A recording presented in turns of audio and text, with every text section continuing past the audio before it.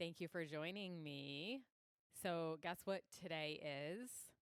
Today is the last episode of season 2. Oh my God. Which is so crazy because I actually am feeling like really weird about this last episode. And so I think I'm going to make it short and sweet and I'm going to use an analogy. But I just want to preface everything by saying I usually don't record when my dogs are here, and today I am. So if they bark or if they make noise, I apologize in advance. But thank you again for joining me. So today's episode is basically in response to the most frequently asked question that I have received over the past 3 to 4 months, which is what is happening? And I love when I get I love when I get these random inquiries because it's like, what are you talking? I mean, what is happening? The present moment, you're becoming, um, your soul's evolution. I don't know. What do you what do you mean? Are you talking about, you know, and honestly, more specifically, they've been referring to, everybody has been referring to what we are witnessing happen on the world stage. And there's a lot going on, right? There's like what I like to call massive weapons of distraction everywhere. Yeah. Time to reel that in. If you're not doing that, it's going to be really, really important moving forward, especially, I mean, basically for the next eternity, but specifically, if you're looking to kind of, I don't know, establish peace, now is the time within yourself. Yeah, I definitely make that a priority. Which is why actually I was called to do the meditation and in pursuit of magic episodes. So anyway, go back and listen to those. Other episodes that also might be helpful would be the authority and non-compliant episodes, which I feel were kind of controversial at that time, but now they're kind of not so much, not so much. Anyway, so what is happening? Well, in order to answer this question, I'm going to use an analogy that was provided by Kyle Cease. If you don't know who Kyle Cease is, you need to. He's a comedian that basically decided that comedy was no longer on his path. And so now he kind of does, I guess, like coaching or transformational. I don't know. He kind of like pairs the two together. He kind of, it's great. I love seeing people link things that are so that link like their natural God-given abilities and link them together. So he's a comedian, but he also talks a lot about basically what I talk about, and it's really great because he delivers it with he delivers it exactly like I do, you guys. um, no, but no, he does a much, much better job, to be honest, obviously, with the comedic performance anyway. Um, but no, he used this excellent analogy that I love that it wasn't really necessarily pertaining to what's going on. Well, it kind of is. He used it more in reference to like your past, but I'm going to use it here. So basically, we have this very, very old system. Okay. And if you're listening to this, look, it doesn't really matter where in the world you are because we're all experiencing exactly the same thing. Because really, what everything is determined by is God, and then God or the universe, whatever you want to call it, the cosmos, sets off all of these beautiful, um, we're going to call them events that inspire things to happen. Okay. So it doesn't matter where you are in the world. This applies to everybody. But So we're just gonna get into the analogy here, okay?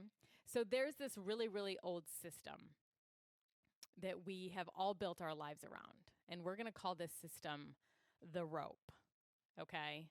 The rope. And we are all in this big 10-foot pool filled with water.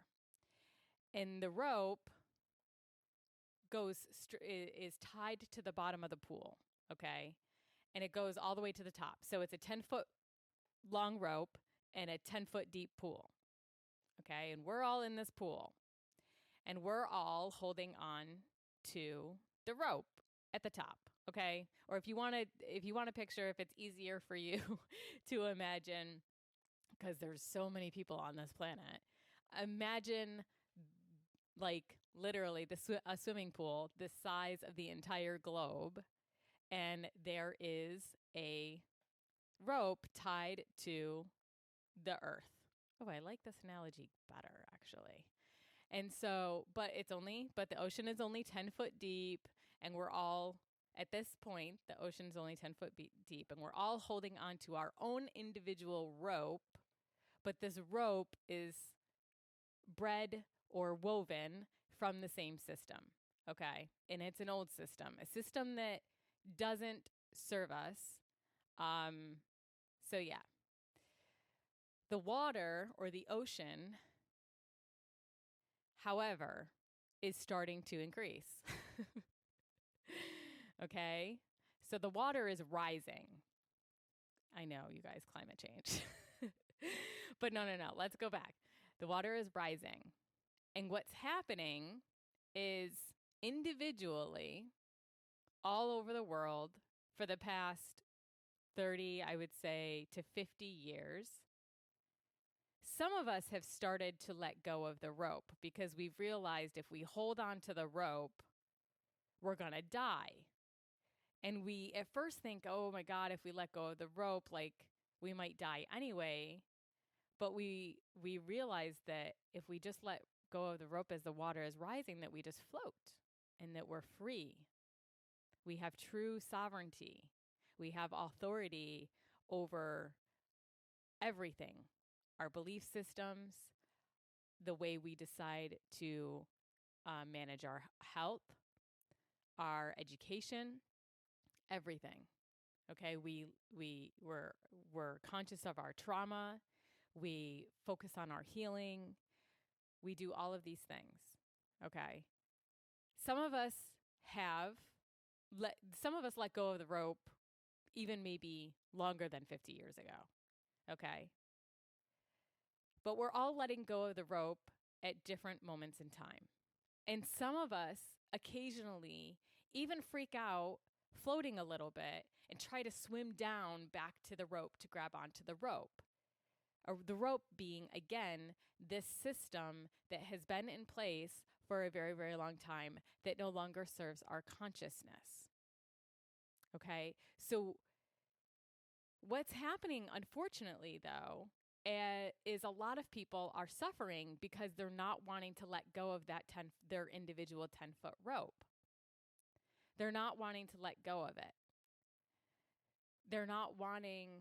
They're scared. They're scared if they let go that they're going to die. But really what's happening is they're drowning, they're suffering. And so for some of us, we're floating and we're swimming around and doing whatever we want to do.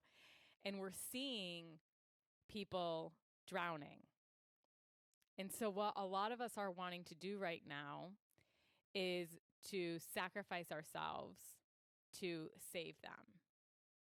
But what we know, for those of us that are floating, what we know is that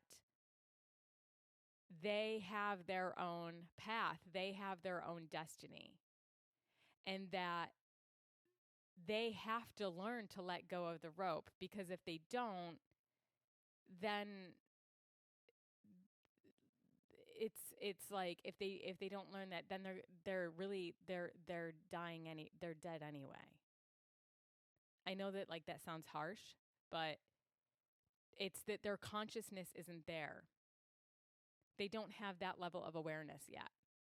And the only way that they're going to get that level of awareness is if, again, sticking with the analogy, if their brain starts losing oxygen and they eventually realize that the only way that they can possibly survive with the increase in water is if they let go of the rope.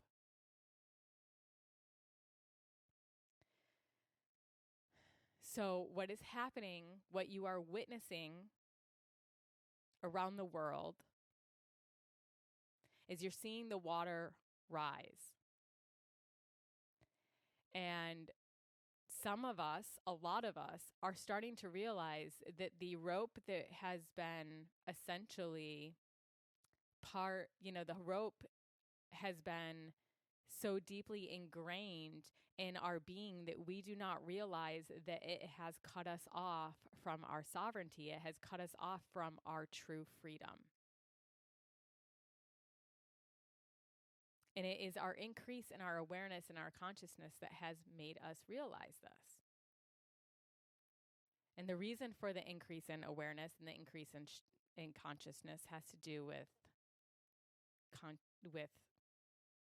God, and then planetary shifts, and monumental shifts that we have never witnessed in this lifetime that has never occurred in the last 12,000 years.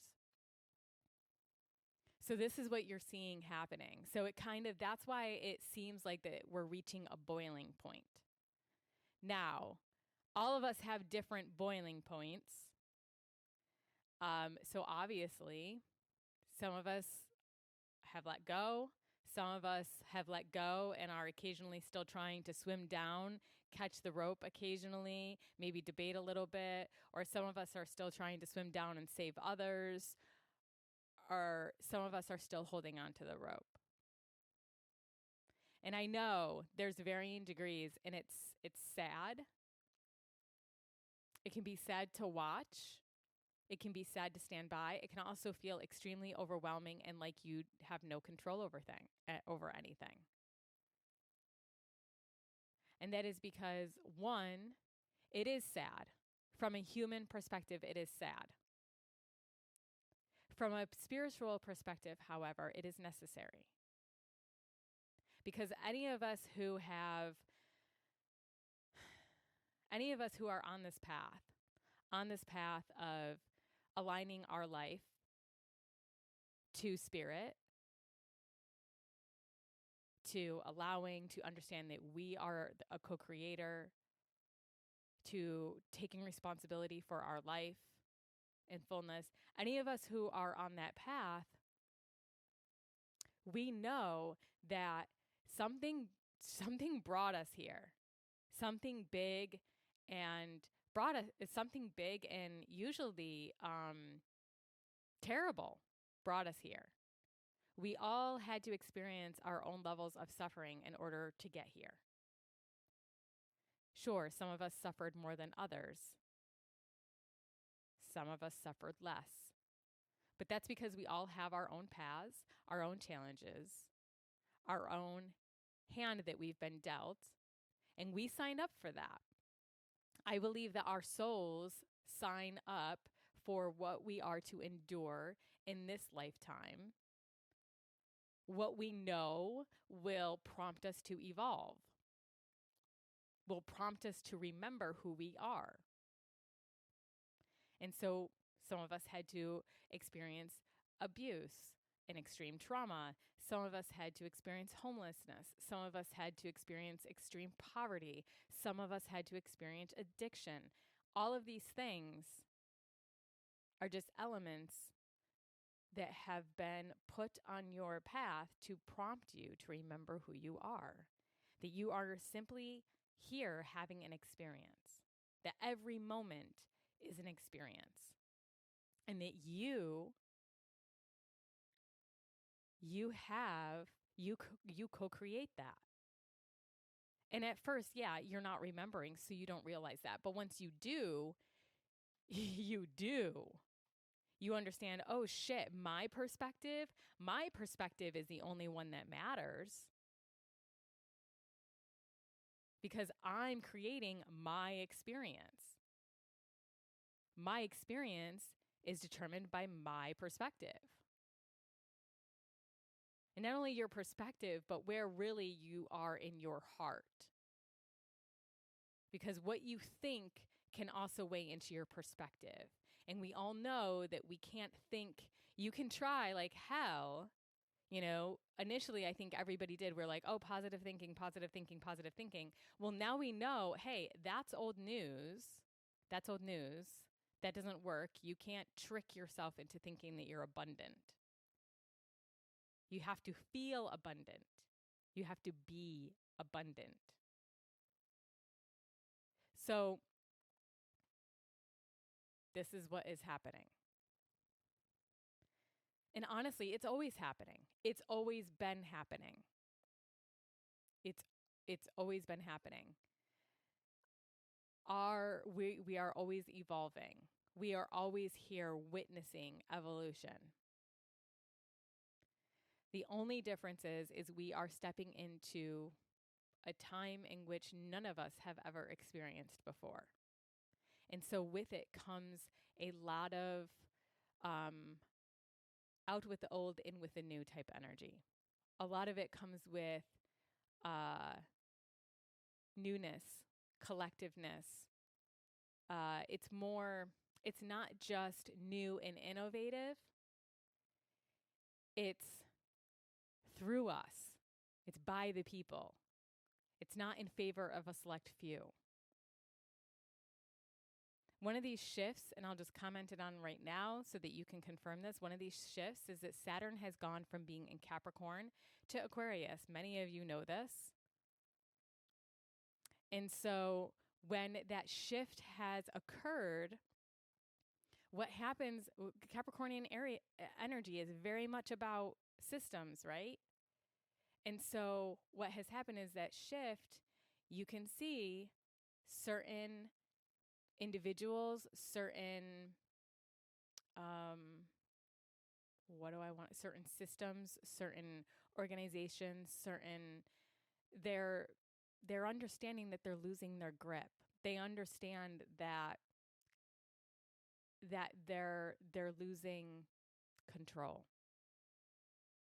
Because Aquarius is, oh my God, Aquarius is exponentially explosive. It's like literally like big, like dream big, big, big, big. Like the biggest dream and the biggest vision you can hold, that's Aquarius.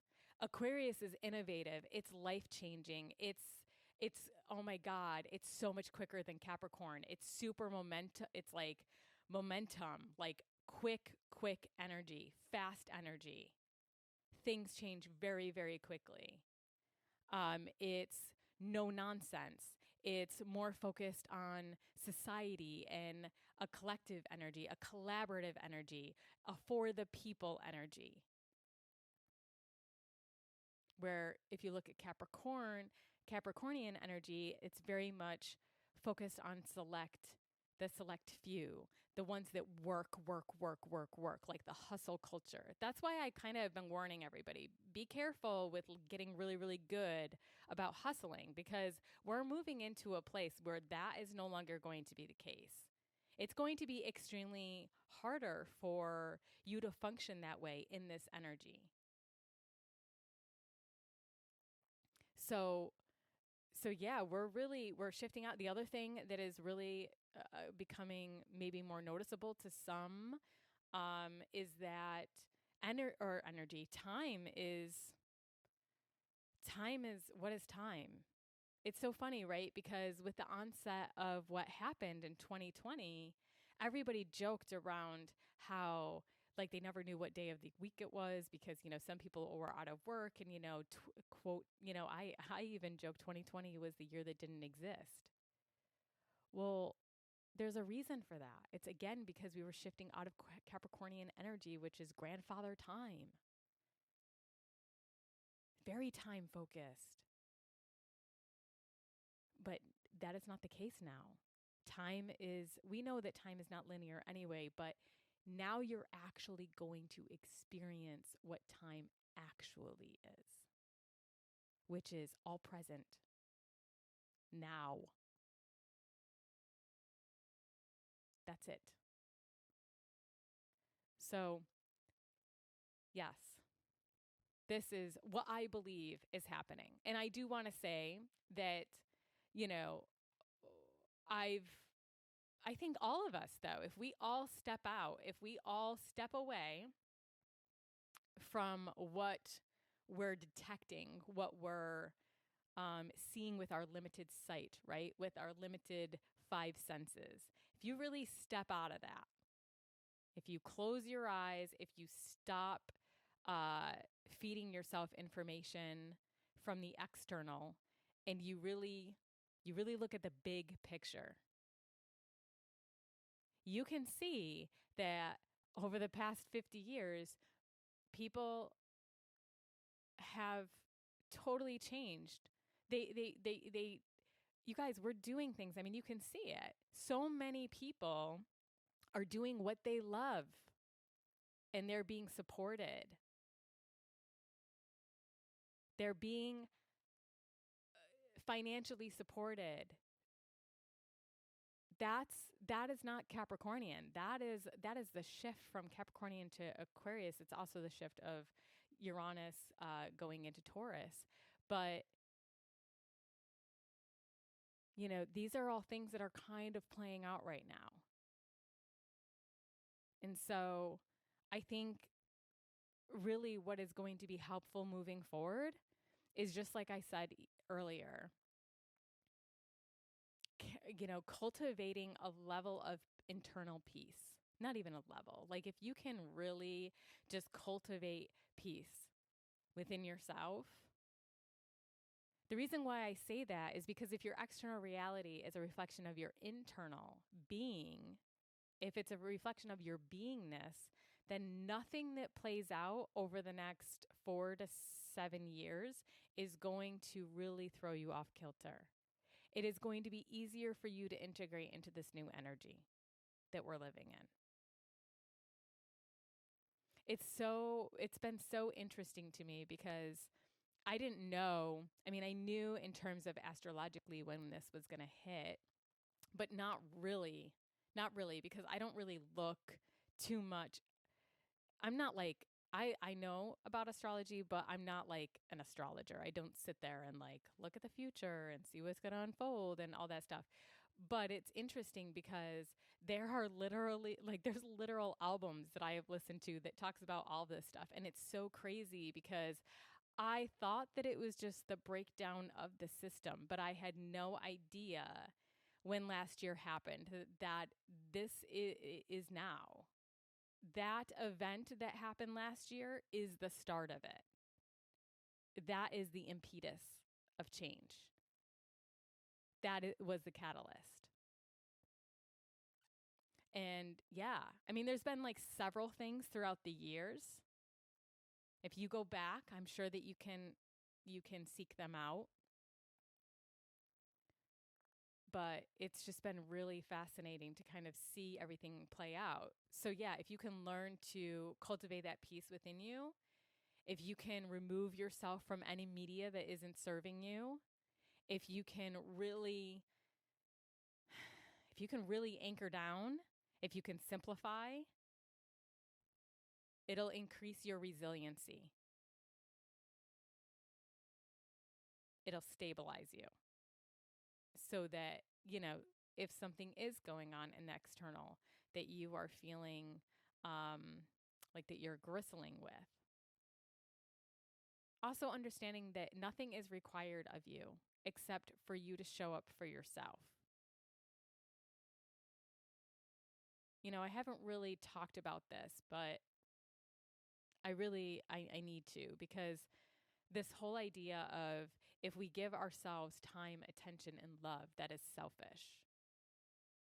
And if anything, I've learned it's exactly the opposite. When I am in service to self, I automatically am in service to others. Because again, it's about the internal. The internal is reflected in the external. The more I care and the more I nurture and the more that I take time for myself and the more that I stand in my authenticity and I show up in that authenticity. I hear a call and I answer it.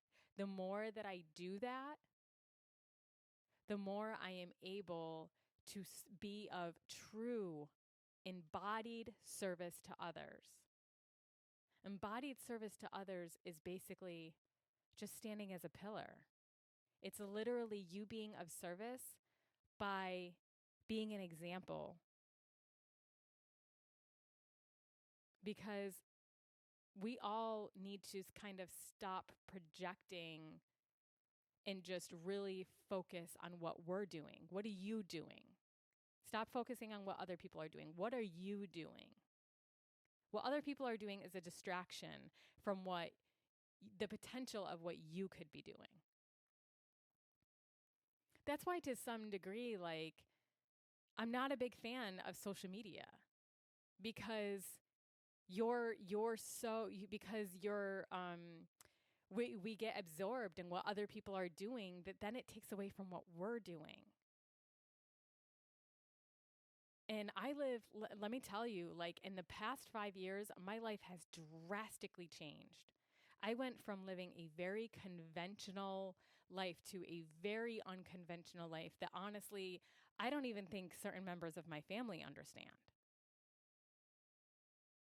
My friends do, but it's only because I get to select them, right? But it's like, seriously, like I live a very unconventional lifestyle. And it's hard explaining it sometimes. It's hard explaining how, I'm going to show up for certain projects that make no sense when you look at how time is linear, and so therefore my career has to be, and so therefore the acceleration of my life has to be. I have to acquire certain things at certain ages, and if I don't, then and so when you settle into that place more of being able to really kind of build your internal castle, right? Your internal sandcastle. It's easier for you to be clear and not to be so highly bumped around and influenced. Now, that doesn't mean that you can straight up avoid people all over the place, because you need that in order to build more resiliency, more strength. But yeah, the more you can kind of just, I don't know, encapsulate yourself, have your kingdom, claim it, decide what that is for you, decide what that looks like. That's going to be really, really beneficial as we move forward. And when I say move forward, I mean, I'm really just using language that we all understand because we've been living in a time-based paradigm. But that is shifting. And there's certain things that are going to be increasingly more difficult, like being inauthentic, not showing up as yourself, not listening to your heart, being selfish, not self-focused, not self-centric, but being selfish.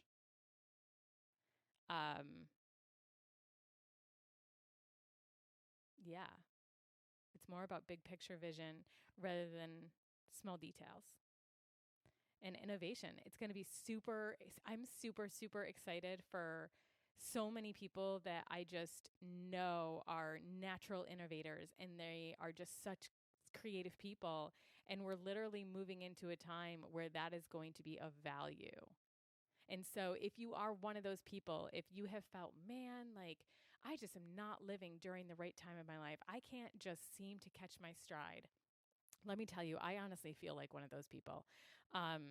If you feel that way, that is about to change. It's not going to change overnight, but it is going to change. It has to. There's nowhere around it. Now look, Does that mean everybody? No, not necessarily. I mean, you may be such an innovator that like there might need to be another planetary shift 15 years from now that is going to usher you in, and then you're going to find your stride. But what I'm saying is for people that are very like big, that can dream big, where like maybe you're, and again getting into astrology here, but maybe Aquarius is in your, or your fifth house is Aquarius. If you have Aquarian energy in your fifth house, this this is going to be a very creative time for you. So, especially if you have Saturn, if you also have Saturn in Aquarius. So, yeah, like take full advantage of that. You're going to be, you're going to be in your stride. You're going to be creating.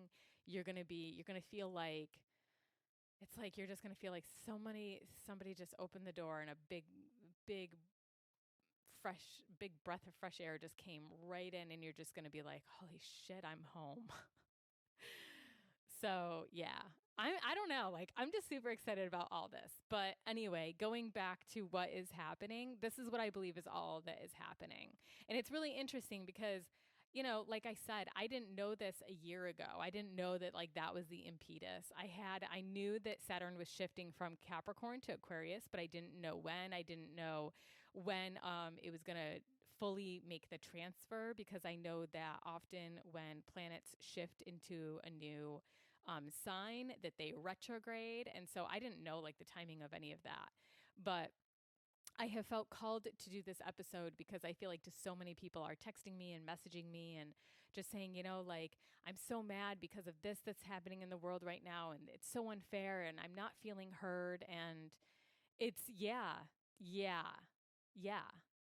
Because, it's not for the people. It's for the select few. And so, we all, I'm sure, feel like our voices are tiny, but they're not. They're not. And, I mean, if you feel called to speak up specifically about certain events, if you feel the need to be, quote unquote, like an activist, then that's what you feel your role is. I am never going to be here telling you that you should not answer on what you feel in your heart to be true. Because I've been like, I'm just sharing this for inspiration. I have been, oh my gosh, I've been questioned and challenged on so many thoughts and belief systems and my values, and I've just gotten so much pushback. And I can honestly say, look, it's only like, this is just part of it. It's just part of your growth. It's just part of your experience. Just take it and stand taller. You know what to be true. And so if you feel like you're being called to speak out, then speak out. Do that. I personally, in the beginning, I started to, and then I felt that my energy was being called elsewhere. And so which it was, and it's so reaffirming now to look back and see what I gained through that experience. And so it's been really interesting. So for me personally, like I've been very much an observer lately. It suits me better to observe and to use my voice when it matters, rather than, I think that when you become more aware of your natural abilities, and when you become more aware of your internal power, you have you have a better idea as to when it is appropriate for you to speak and when it is not appropriate for you to speak, when it actually suits you, when it's not for necessarily the other person, when it actually is beneficial to you, when it feels good in your body to do so. If you are trembling while you are speaking, then I would suggest for you to go inside about that. I would suggest for you to sit with that and to figure out why that is. Now look, if it's just fear because what you're saying is different or people aren't receptive to your ideas, then that's one thing. And, there's probably some trauma around not being heard from your childhood. And you can absolutely, you can actually absolutely consciously work on that. It also just might mean that the other thing that you can do that so many of us forget, myself included, is that you can ask God or you can ask Source or whatever your version of the universe or God is. You can ask him to place, and honestly, I feel if you're feeling called to speak out about certain injustices that are happening, but you again fear, and you don't know how to necessarily like you're wanting to work on that. So maybe you grew up not feeling heard and you're like, you can look, if you're meant to, sorry, I got distracted. If your role in all of this is to speak, then God naturally, Source, whoever, is going to place things on your path that is going to highlight the trauma that occurred so that you can heal it. And so then you can speak out more and you can do so confidently and you can do so without fear. And so, look, I personally grew up not feeling heard. So I can totally understand that. And honestly, what's really interesting is even though I'm speaking here, I feel oftentimes that I really haven't been confronted with certain, I don't know, maybe it's just my personality, but I feel that God hasn't put certain events on my path yet for me to heal that trauma. Or maybe it's just that I'm kind of like, well, I don't give a fuck. I think that my personality just kind of overrides it a little bit and I just speak what's on my mind. And yes, I may be shaken or I may be scared, but I do it anyway. But anyway, I just want to say that. I just want to, say that you can ask for help. You can ask for things to be placed on your path so that you can slowly go down that road of healing that part of yourself and so that you can feel more confident speaking up.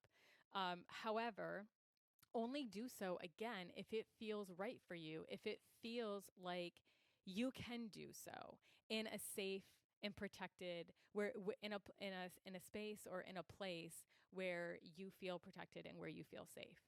Because you should not be sacrificing that.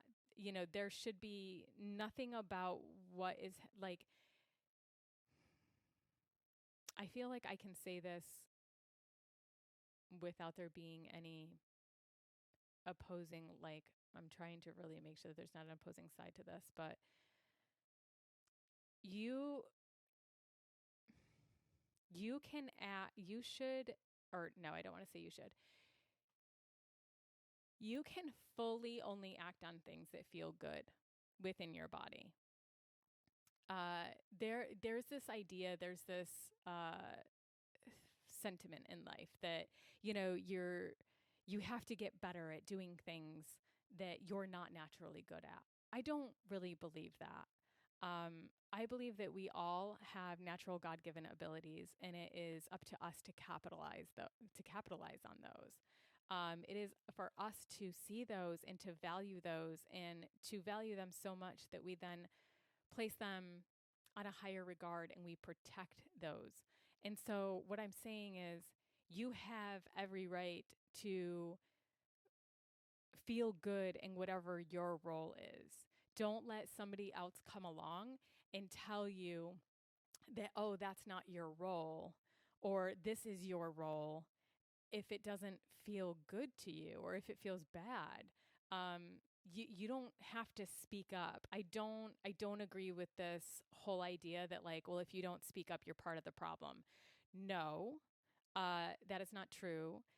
Some people's role in certain events and through life is to actually be observers and to hold space and to be centered in peace and groundedness.